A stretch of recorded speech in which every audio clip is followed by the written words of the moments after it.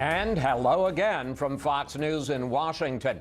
Donald Trump is running a presidential transition unlike any other, acting in some ways as if he's already commander-in-chief. Because of that, we're calling this hour the Trump Way. The president-elect sat down with us for his first in-depth interview since he started naming his cabinet and setting his agenda for an administration that starts in less than 6 weeks. We began with breaking news. The explosive story that the CIA has determined Russia hacked into Democratic files not just to destabilize the U.S. election, but to push a specific objective. According to the Washington Post, the CIA has concluded that Russia intervened in the election to help you win the presidency. Your reaction? I think it's ridiculous. I think it's just another excuse. I don't believe it. I don't know why. And I think it's just, they talked about all sorts of things. Every week it's another excuse. We had a massive landslide victory, as you know, in the Electoral College. I guess the final numbers are now at 306, and she, down to a very low number. No, I don't believe that at all. You say you don't know why. Do you think that the CIA is trying to overturn the results of the election or somehow to weaken you in office? Well, if you look at the story and you take a look at what they said, there's great confusion. Nobody really knows. And hacking is very interesting.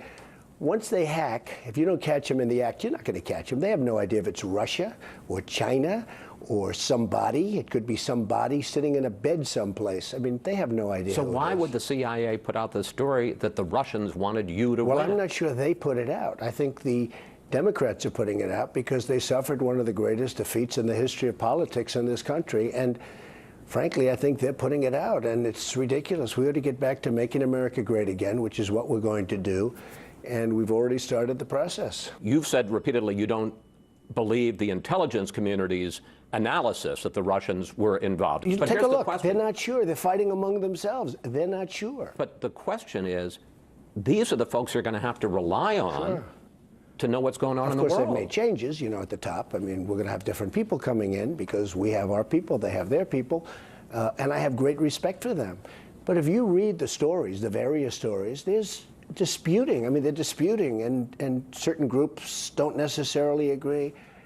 Personally, it could be Russia. I don't really think it is, but who knows? I don't know either. They don't know, and I don't know. I just want to ask you about your skepticism about the intelligence community. You are getting the presidential daily brief only once a week. Well, I get it when I need it. But is there some skepticism? I get it first of all, these are very good people that are giving me the briefings. And I say, if something should change from this point, immediately call me. I'm available on 1 minute's notice. I don't have to be told, I'm like a smart person. I don't have to be told the same thing and the same words every single day for the next 8 years. Could be 8 years, but 8 years. I don't need that. But I do say, if something should change, let us know. Now, in the meantime, my generals are being briefed, and Mike Pence is being briefed, who is, by the way, one of my very good decisions. He's terrific. And they're being briefed, and I'm being briefed also. But if they're going to come in and tell me the exact same thing that they told me that, it doesn't change necessarily. Now, there'll be times where it might change. I mean, there'll be some very fluid situations. I'll be there not every day, but more than that. But I don't need to be told, Chris, the same thing every day, every morning, same words. Sir, nothing has changed. Let's go over it again. I don't need that. President Obama just ordered a full review of Russia's involvement hacking in the election, and Democrats are now calling for hearings. Do you think this is part of an effort to undercut you? Well, it could be. I think President Obama has been terrific. He's been, very respectful of the process and everything else. So I saw that. But, and I want it too. I think it's great. I don't want anyone hacking us. And I'm not only talking about countries. I'm talking about anyone, period. But if you're going to do that, I think you should not just say Russia. You should say other countries also, and maybe other individuals. It's not necessarily. But do you think this is a political effort here? It could be. I mean, it could be. Hey, look, we had, many people are saying, one of the great victories of all time. They're very embarrassed. We'll have much more of our exclusive interview with Mr. Trump a little later. Who will he choose for Secretary of State? And will he really cut all ties to the Trump businesses? But first, we also went on a road trip with the president-elect to the Army-Navy game, a rivalry dating back to 1890. And along the way, we learned a lot about the style of our new commander-in-chief. We pulled out of Trump Tower in a full-scale presidential motorcade. Streets in Midtown Manhattan were blocked off, and the crowds watching signaled how they felt about the president-elect. At LaGuardia, we drove right up to Trump Force One. It was the first time we could find a president-elect was going to an Army-Navy game. Mr. Trump climbed on board the plane he says is a step up from Air Force One. Much of his team was there. Chief of Staff Reince Priebus and Senior Advisor Steve Bannon, National Security Advisor General Mike Flynn, and Rudy Giuliani, who just took himself out of the running for Secretary of State. Once we'd leveled off, I asked the president-elect about his new life. Army-Navy game. In a sense, is this your unofficial debut as Commander-in-Chief? No, it's just something I've wanted to see. It's beautiful. It's hopefully going to be a good game, but really just something I want to see. It's the armed forces the way I look at it, and I love and respect the armed forces. I mean, it's going to be, we're going to have a good time. You spent 5 years at the New York Military Academy, a boarding school, where you became the captain of cadets. What did you learn there about military discipline? Well, I learned that I respected it, and I respect people in the military, and I always have, at least since I've been there. And we had military people there. We had drill sergeants and colonels, and we actually had a general, and I always respected those people. And I learned that at a young age, they're terrific. There is a lot of curiosity about your lifestyle as president. Are you going to live in the White House? Are you going to spend most of your time at Trump Tower? Yeah, no, I'm going to live in the White House with my family. Barron's going to finish up school because he's got just a couple of months to go, so it's a little hard to take him out of school. And Melania will be back and forth for that first couple of months. So we'll be staying in the White House.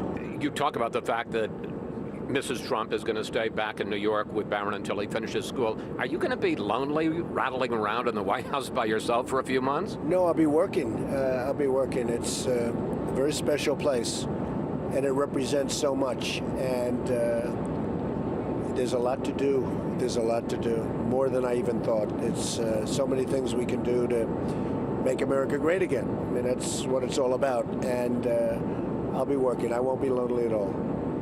Are your daughter Ivanka and her husband Jared Kushner, are they moving to Washington? Well, we're working that out right now. They're both very talented people. I won't be involved in my business at all, even though I have a legal right to be under the laws, as you know, because the president has a certain doctrine that he can do things, but I just don't want to do it. Even if I could do it, which I'm allowed to, I wouldn't want to do it. I want to devote my time. But what about them? Are they moving down? Well, theirs is a little bit different, and I think we'll have to see how the laws read. I would love to be able to have them involved. If you look at Ivanka, you take a look, and she's so strong, as you know, into the women's issue and child care, and so many things. She'd be so good. Nobody could do better than her, and I just have to see whether or not we can do that, and she would like to do that, and I'd love to have Jared helping us on deals with other nations and see if we can do peace in the Middle East and other things. He's very talented. He's a very talented guy, so we're looking at that from a legal standpoint right now. Then it was on to the stadium for the game. First, a meeting with a group of Army cadets and Navy midshipmen. All right, who's going to win? Who's going to win?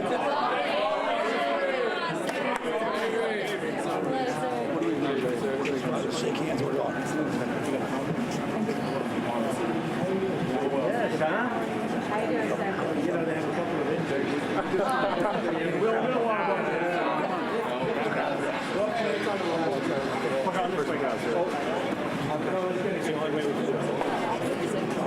One picture. Here we go. Give me that camera.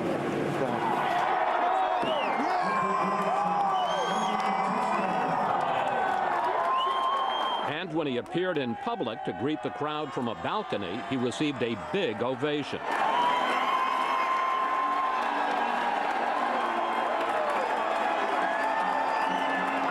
Later, we asked the president-elect about attending a game that now has special resonance for him. So what do you think? I think it's fantastic. These are incredible people. You see the enthusiasm, the spirit. Incredible. You're going to be the commander-in-chief in 6 weeks. Yeah. You're going to be in charge of these young men and women.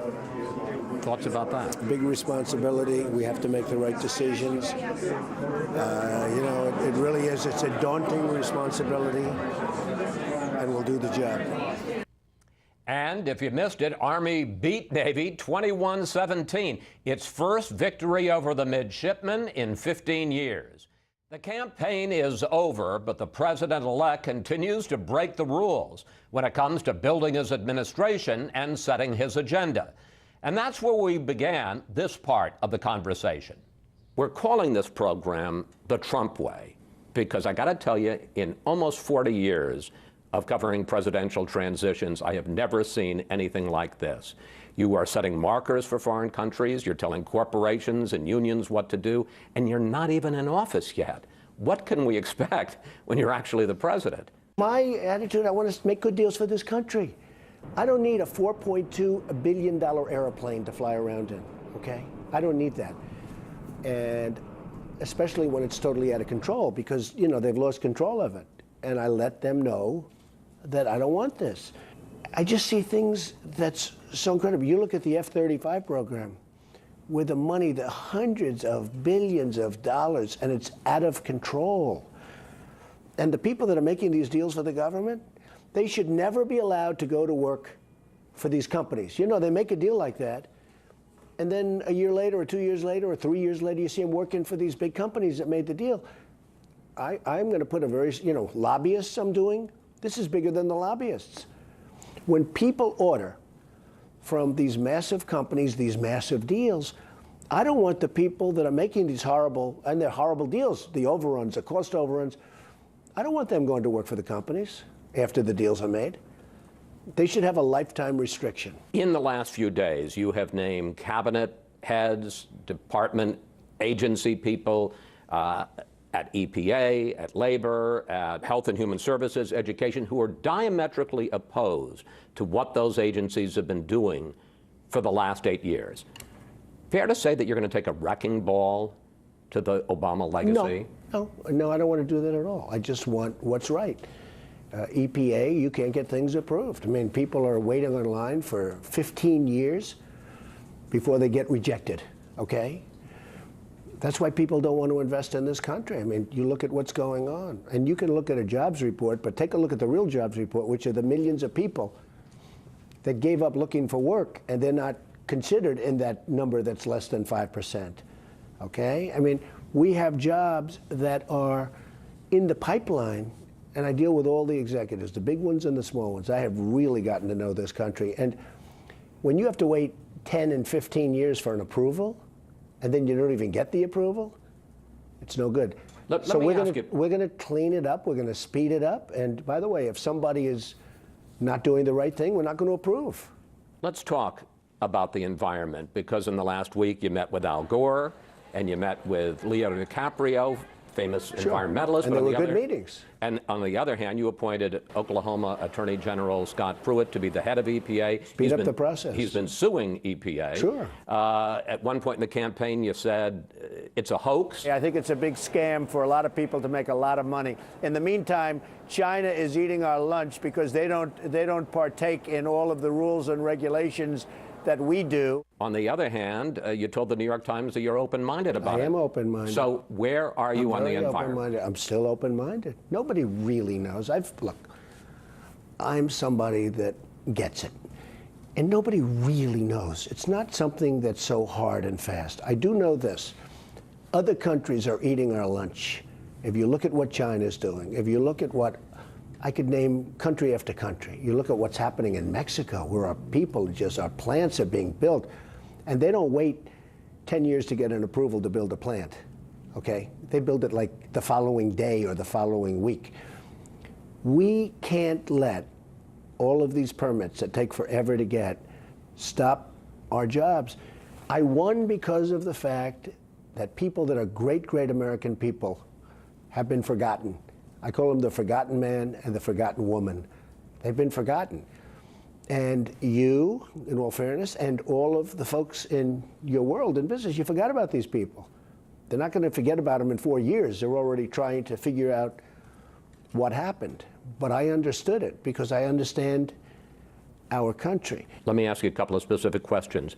Will you still pull out of the Paris Climate Agreement, which has been signed by more than 100 countries to reduce carbon emissions? Will you restart the Dakota Access Pipeline, which the Army just stopped? Okay, let me not answer the Dakota because perhaps that'll be solved by the time I get there, so I don't have to create enemies on one side or the other. But I will tell you, when I get to office, if it's not solved, I'll have it solved very quickly. Meaning you're going to start it?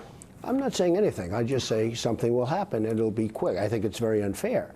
So it'll start one way or the other. You'll have a decision pretty quickly.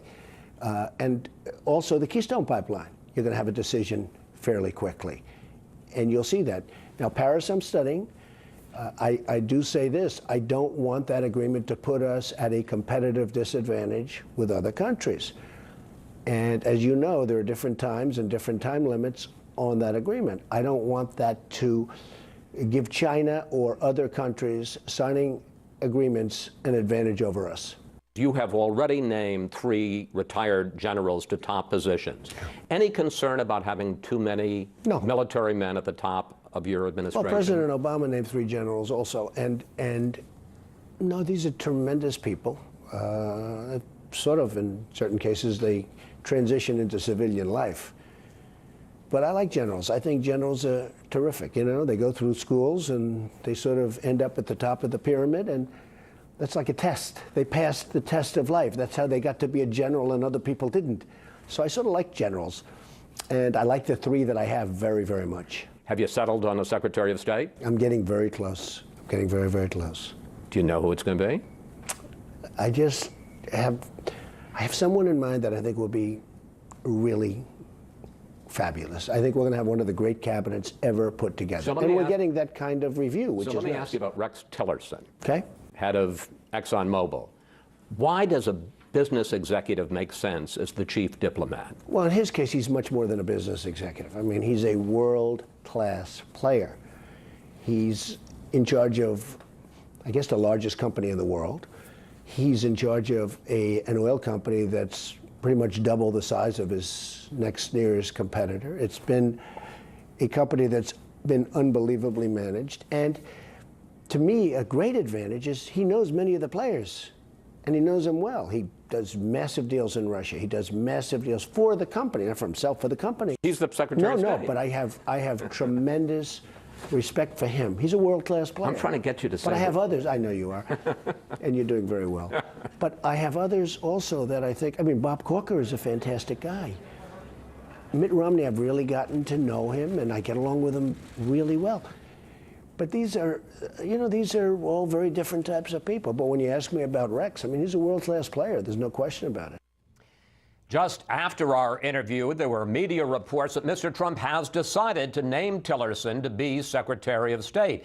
He denied he's made a final decision. And during our ride on Trump Force One, he was still asking his advisors who they think he should nominate. But don't bet against Rex Tillerson. Coming up, we asked Mr. Trump about his controversial call with the president of Taiwan. Was he sending China a message?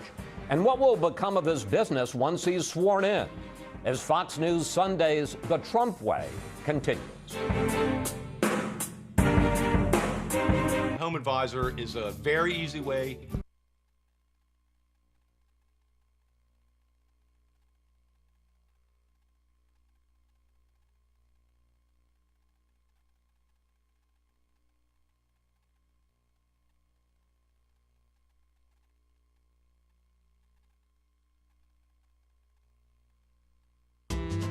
No. Barnett.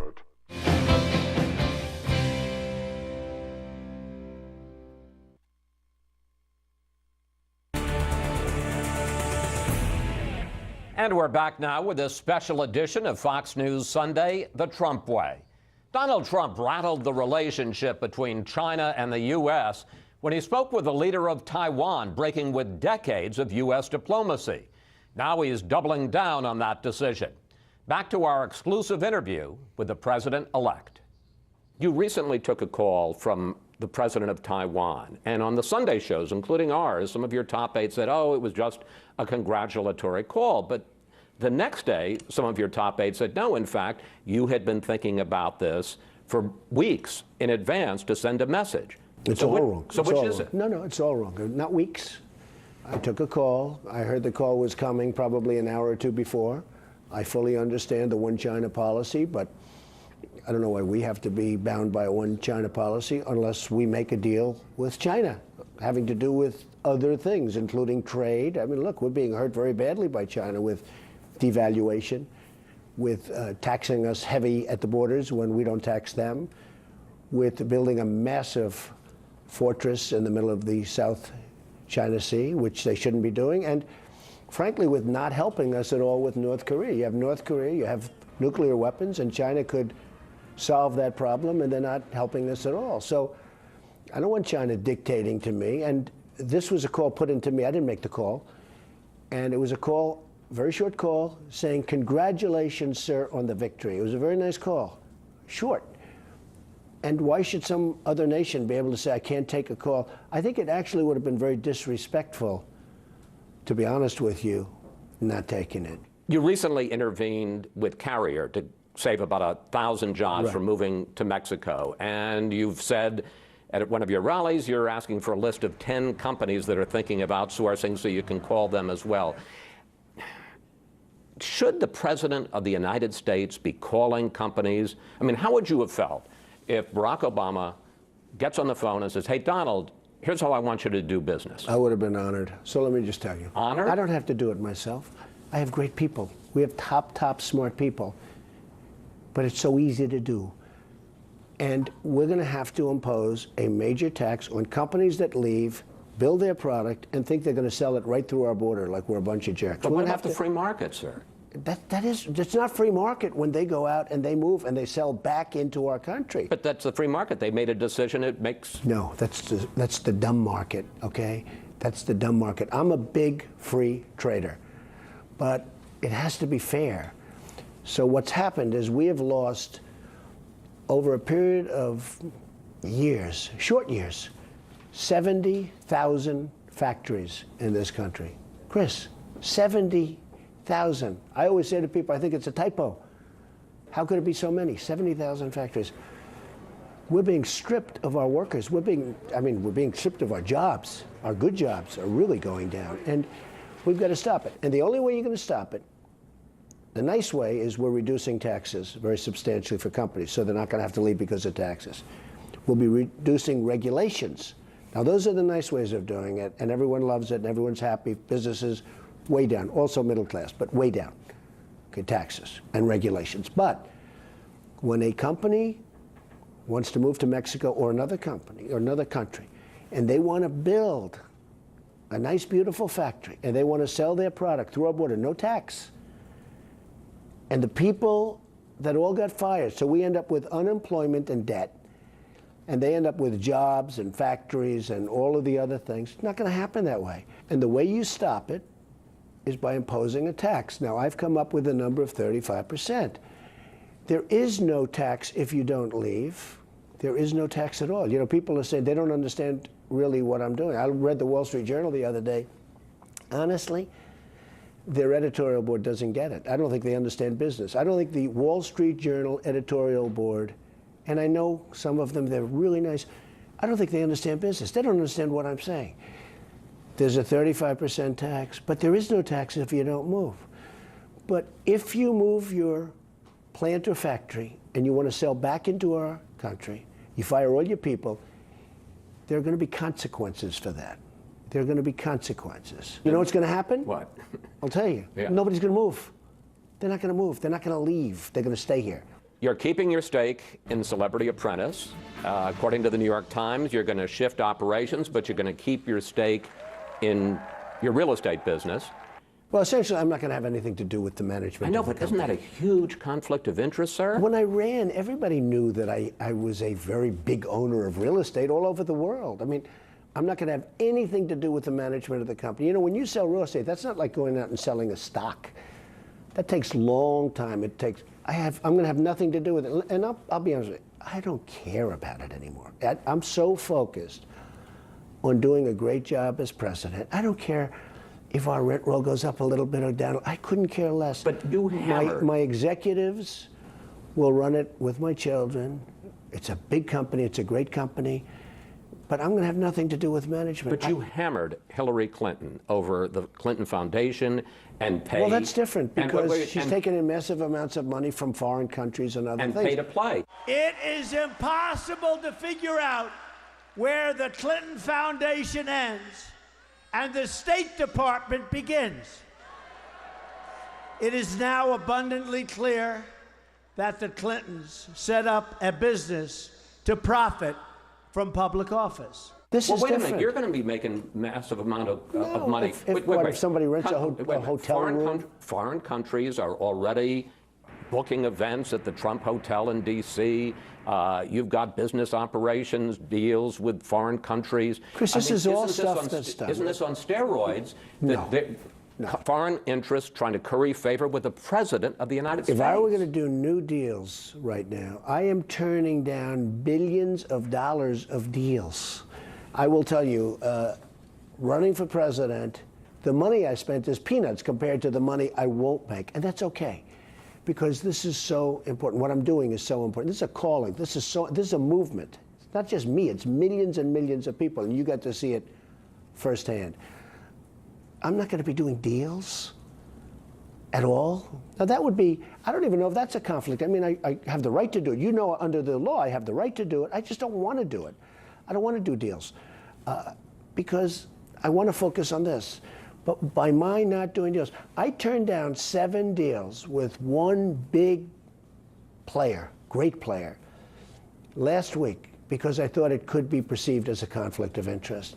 But your kids are going to be able to do it? It was probably $1 billion of deals that I turned down. But if your kids do it, isn't it going to be the same thing? No, it's totally different. They're not president. I mean, they're not president, but they're not going to do it either. Oh, I see what you're getting at. No, they're not making deals either for my company. Right. They're not making deals. And they're going to run my company. I have a lot of property and great stuff. They're going to run it. We're going to run it. Hopefully they're going to run it properly. I'm sure they're going to run it properly. But I'm not going to do deals. And I think, I think that's going to be good. How many times have you spoken to Barack Obama since you were in the Oval Office with him? What do you guys talk about? And has he persuaded you on any of his policies? So we disagree on things, but we haven't really discussed things that we disagree on. I've spoken to him another time. I'm going to be speaking to him today, actually. He has treated me really well.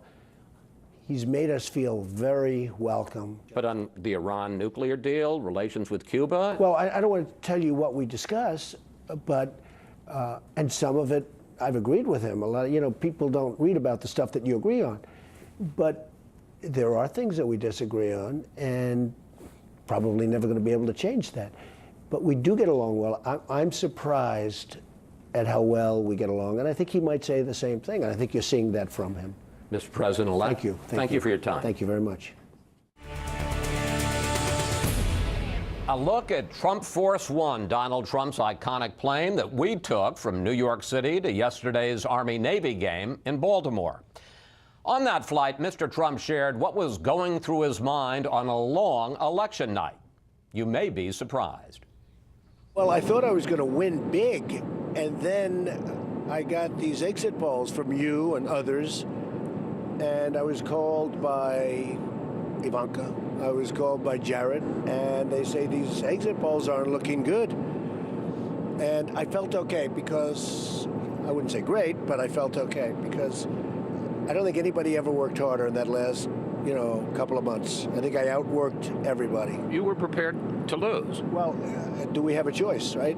But I was very surprised because I thought we were going to win. When did you begin to think, you know what, this may turn out okay? Almost immediately when the first polls started coming out. A victory for Donald Trump in Ohio.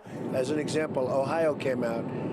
We were expected to win Ohio by 2 points or 3 points, and we won by almost 10 points.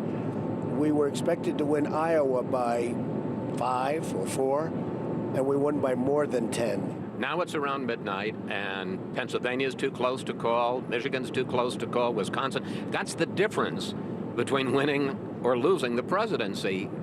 How tough was that to wait for hours? It was so easy because they weren't too close to call. There were very thought they little. were?